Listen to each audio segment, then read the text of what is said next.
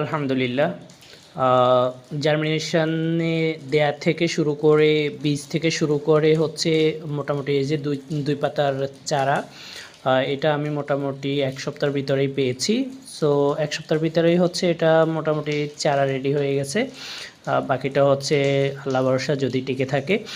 তো এক্ষেত্রে আমার যেটা সময় হয়েছিল যে আমি বীজগুলোকে পানিতে ভিজিয়ে রেখেছিলাম হচ্ছে ৩৬ ঘন্টা। ৩৬ ঘন্টা পানিতে ভিজিয়ে রাখার পরে হচ্ছে ২ দিন এগুলোকে আমি টিস্যু পেপারে মুড়িয়ে এয়ারটাইট বক্সের ভিতরে আমার আলমিরার ভিতরে রেখে দিয়েছিলাম, যেখানে একটু মোটামুটি একটু উষ্ণ জায়গা পাবে। আর সেখান থেকে হচ্ছে যখন জার্মিনেশন হয়েছে, শিকড় বের হয়েছে, তখন আমি এগুলোকে বের করে হচ্ছে মাটিতে দিয়েছি। মাটিতে দিয়ে আবার একটু পানি দিয়ে টিস্যু দিয়ে চাপা দিয়ে রেখে দিয়েছিলাম। সেখানে ২ দিন পর আমি টিস্যু সরিয়েছি, আর হচ্ছে টিস্যু সরিয়ে দেওয়ার ১ দিন পর আজকে টোটাল চারা।